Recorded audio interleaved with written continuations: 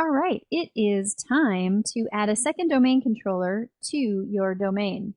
And so let's take a look at how to do this. So to get started, there are a couple things that need to be completed for this to work.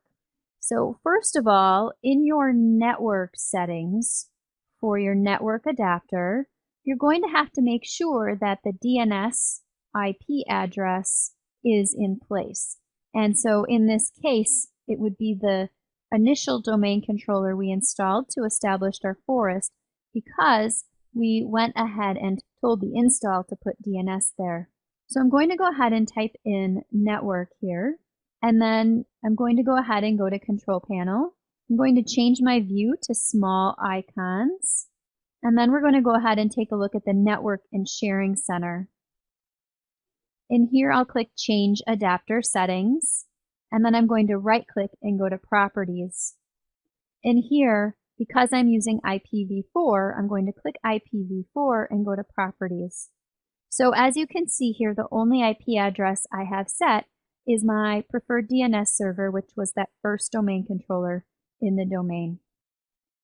I'm going to go ahead and cancel all of these windows and go back into the control panel.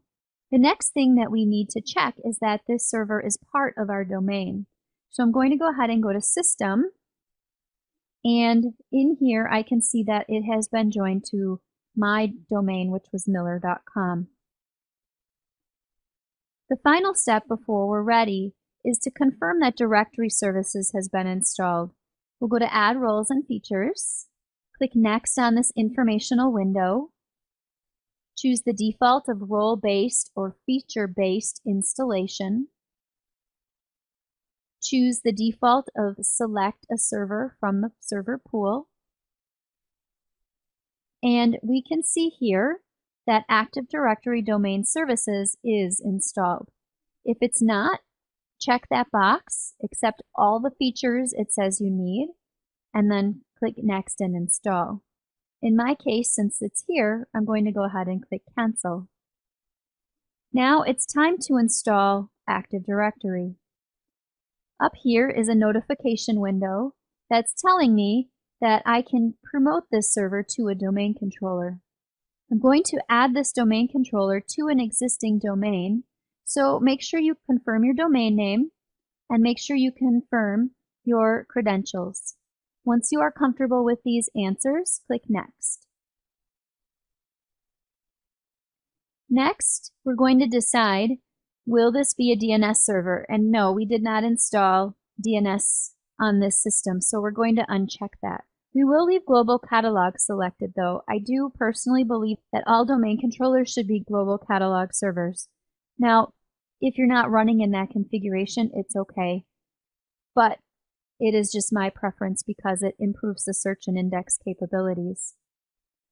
The site name we'll leave as the default for site, and that's pretty typical in most organizations unless you're extremely large. I'm going to go ahead and put a password in for Directory Services Restore Mode, and this password is going to be one that you'll want to save in a repository for later. It is only for recovery if needed at some point. Click Next. In terms of the options on this screen, we don't need any specific install media. It's all right here on the server. And then in terms of replication, we're going to allow it to choose its replication partners. So we'll leave it as any domain controller and click Next.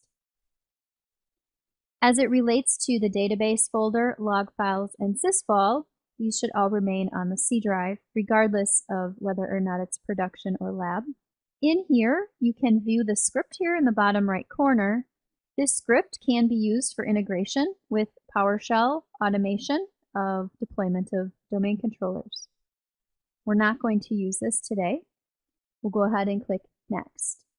It's going to go ahead and verify any prerequisites. And in terms of the cryptography, we will not let that hold us back in this case. We can confirm that the prerequisite checks have completed and we have passed all of our tests. Click Install. When the process is complete, it will prompt you to reboot. And so it leaves this on the screen. You do need to click close, and then the reboot process will start.